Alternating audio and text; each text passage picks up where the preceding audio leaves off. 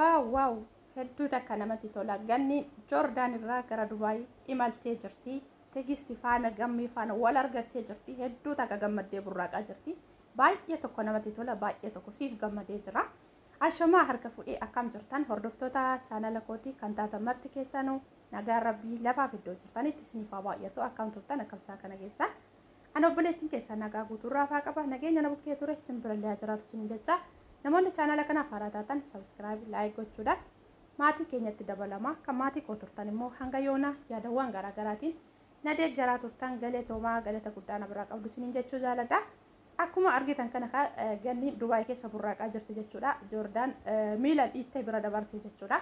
Hedduu takka namatti tola. Akka kanatti lafa rakkatanitti lafa rakkoon tokko nu qaqqabeetti walitti fiiganii harka wal qabu rakkoo keessaa wal baasu ani siif jira jedhanii waliif owwaachuun kuni akka kanatti nutti haa baratu. Hedduu takka nama boonsallee jechuudha. Namoota hedduun illee fakkeenya fudhachuu danda'a. Namoota hedduudhaaf immoo barumsa ta'uu danda'a jechuudha. Maaliif mucayyoon kuni ishedhaaf ni mala sirriidha. Maaliif namoota hedduudhaaf isheen illee akkuma kanatti lafa ijoolleen keenya rakkatanitti lafa ijoolleen keenya cunqurfamanitti iyyiteetiin iyyuu akka isaan sagalee argatan akka isaan rakkoo sana keessaa bahan kan gochaa turteedha jechuudha. Isheedhaafis ni mala akkuma kanatti osoo nutti baratee yeroo hundumaa akka kanatti harka wal qabne jechuudha. Alagaan gadduu keenya illee hin galu diinni illee nutti hin kolfu nun gammadullee jechuudha. Hedduu takka namatti tola baay'ee tokko nama gammachiisa jechuudha. Maaliif lafa rakkata sanatti fiiganii dhaqan yoo nama qaqqaban akka kanatti baay'ee tokko namatti tola jechuudha.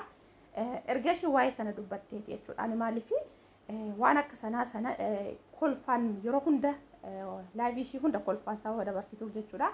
Baay'ee garaana nyaate bakka maaliif wanti ishee irra mudate yookaas immoo waan jarri yeroo gabaabaa keessatti akkas na godhan jettee isheen dubbatte sun jechuudha. Achirraa ka'ee viidiyoo ishee sirriitti hordofaa ture erga sanaa jechuudha. Maaliif akka ta'e hin beeku keessa kootti na bu'e jechuudha. Ganama yeroo boolee achuma boolee sanatti yookaas immoo ayyaarmaa rafaa achitti haa ta'uu hin beeku malee uffata hedduu tokko jechaa viidiyoo waraabaa turte jechuudha. Rakkoo tokko hin qabu suni maaliif namni fayyaa qabaatee jennaani hojjetee toonii uffata sana borullee bitachuu ni dandeessa. Waan inni guddaan fayyaa keetiin lafa sanaa ba'uudha. Maaliif jennaani ani lafa akkasii yookaan immoo jara kana bira jechuudha. Mukaan rakkoo akkasii amma kana tikeetti simurree galinaan jedhaniiti miti. Gaafan jecha hamaa yookaan jecha tokko sagaleen fuunee walitti dubbanneyyuu bakka na cannaqa. Sakandii takka isaan bira turuun barbaadu osoo nan hoggasuma bararee biraa deeme biyya kootti galee hin jedha jechuudha. Namatti ulfaata nama cannaqa.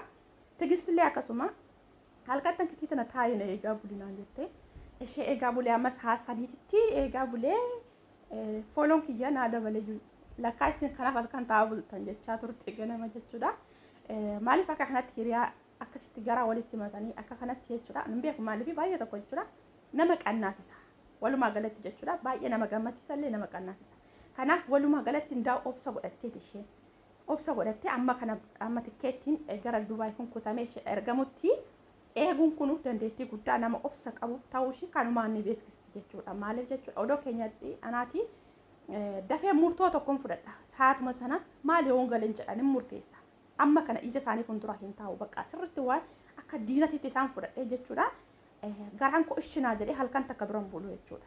Garuu isheen nama obsa qabu nama obsa guddaa qabudha. Nama kaayyoo qabu sababa taateef obsitee maaliif sa'aatii kana gara biyyaatittis galtee ergee maallaqa harkaan qabne akkasuma maatis harmee ishee dhukkubsataa erga jirti ergee harmee ishee yaalchisaa jirti ta'ee maallaqni dirqama ishee barbaachisa waan ta'eef harka duwwaa isaaniitti galuurra hojjechuu wayya waan jettee murteessite jechuudha. Kanaafiyyuu ta'uu qaballee baga waaqayyoollee ishee qarqaare jechuudha.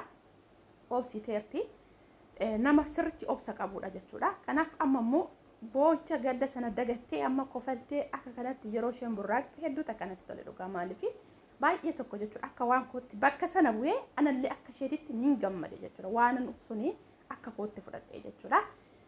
Kanaaf walumaa galatti jechuudha namni gaarii hojjeta yeroo kamittiyyuu jechuudha. Hamma kam rakkoo sinaa mudatu hamma kam waan hedduu waan guddaan tokko ulfaataadha jettan isinirra gahu hin qallala haaluma salphaadhaan jechuudha. Waaqayyo sababa san bira jiruuf waanuma hundasaa ofii isaatii furmaata karaa isinii yaanne furmaata isiniif barbaada rabbiin jechuudha. Kanaaf yeroo hunda gaarummaa hojjechuun abbaadhaaf waan jedhamu suni sirriidha. Maaliif namni gaarii hojjete tokko jechuudha rabbirraa ni argata sababa ta'eef jechuudha. Gaafa inni cannaqame sana immoo eenyu dhufee harka na qaba kaa maalan ta'a jedhee osoo macannaqamu karaa namni sun yaanne rakkoo sun hundirraa qallalee furmaata ta'aaf jechuudha. Maaliif rabbii sababa nama bira jiruuf jechuudha.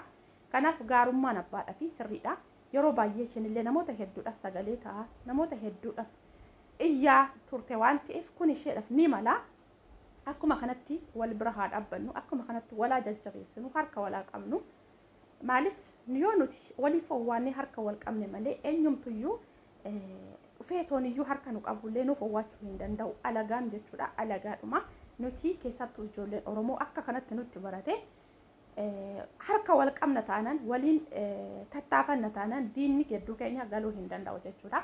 Kanaaf walumaa galatti jechuudha mudannoon ijoollee gola haraabaa jiran baay'eedha. Haa ta'u malee boru siftaanis wantoonni akkanaa kuni nu mudachuu sababa danda'aniif ijoollee keenya mudachuu sababa danda'uuf jechuudha. Akka kanatti yoo wal bukkee dhaabbanne immoo nuti illee harka wal qabne gola namaa keessaa gara biyya keenyatti ni galla jechuudha. Hamma fe'es ta'u biyya ofii amma fe'es nagaa dhabdullee jechuudha. Kan biyya ofii ga'u hin jiru, kan biyya abbaa ofii ga'u hin jiru jechuudha. Biyya Oromaa irraa guduunfatan malee ittiin guduunfatan tasumayyuu jechuudha. Maaliif halagaan halagaadhuma. Sobanii gubbaadhaan seeqan malee keessa isaanii baruun baay'ee ulfaata jechuudha. Kanaaf nuti hamma isaanii kana hammina yaannu beektanii yeroon isin jedhu jechuudha. Hamma isaanii kana yeroo gabaabaa keessatti akkasuma tarkaanfiiwwan adda addaa fudhachuu hin baay'isna yoo waan amala akkasii sana qabna osoo ta'eeti jechuudha. Nuti keessattuu nutu yeroodha yerootti namaa walitti bu'aa yookaan namoota wajjin jiraachuu hin dandeenyu jechuudha. Maaliif akka rakkoo yeroodha yerootti nu mudatu kanatti jechuudha. Kanaaf hamma ta'etti nuti obsa guddaa qabna jechuudha. Isaan garuu osuma irra gubbaa isinitti kolfanu hammuma garagaranii akka bofaa sin hiddan jechuudha. Osoo sin quba hin qabaatin osoo sin hin arginidha kan isaan sin hiddanii. Kanaafiyyuu immoo halagaan halagaadhuma osuma beeknu irra gubbaa kolfaa kaayyoon keenya maal akka ta'e beeknee tooniyyuu jechuudha. Baay'ee ho'aa jira. Kanaaf kaayyootiin biyyaa waan sana galmaan ga'achuuf jecha maal ta'uu qabna? Ofillee dagachuu miti. Jiratti itti maxxanuus miti. Garmalee itti maxxanuunis gaarummaa hin qabu. Hojii keenyaaf immoo waan ta'eef waan dhufneef sana beeknee hojii keenya agbaabidhaan hojjannee yookaas immoo seeraan hojjannee tuniyyuu birrii keenya fudhannee akkasuma sara wajjinii walitti maxxanuu baay'isuu yoo baanne nutillee gaafa rakkoo sun nu mudatu gabaabumatti jechuudha. Maaliif jalqaba hamma isaanii sana taraddaanee yookaan keessa keenyatti seefii godhannee yoo jiraanne hin hubamnu jechuudha. Hin gaddinu. Nutillee dhagaamu jechuudha. Maaliif akka halagaa isaan sana hubannee hammam yoo nutti kolfanillee hammam yoo nutti tolanillee nutti garagaruu isaanii sababa hin oolleef sana jalqaba yoo taraddaane ta'e tasumayyuu jechuudha waa tokko nutti dhagaamu. Nutis yeroo sanatti dafne murtoo mataa keenyaa fudhanna wayi gara biyya keenya galu maaliif seeraan dhufni sababa ta'eef jechuudha. Sana biratti immoo jarattiin bakka hammaattetti lubbuu namaallee dabarsuu geessi sababa ta'eef jechuudha. Waanuma argaa jirru kana jechuudha. Sana immoo Waaqayyo nu haa eegu. Waaqayyo nama eega sumattuu jechuudha. Waaqa biratti immoo namni of eeguun barbaachisaadha. Kanaaf walumaa galatti namoonni hedduun irraallee barata barumsa illee ta'a jedhee sababa yaaduuf jechuudha. Wantoota ganni irra ga'e kana jechuudha. Maaliif namni yeroo hunda waan kolfuuf rakkoo hin qabu jechuun hin danda'amu. Akkasumas immoo jarri isin bira jirtanillee hedduu waan isinitti tolan hedduu waan isin gargaaraniif hedduu waan immoo waan tokko tokko isinii godhaniif guyyaa tokko nutti hin garagaran jettanii tasuma hin yaadina. Isaan gaariidha jettanii gaarummaa isaanii odeessuu hin baay'isina.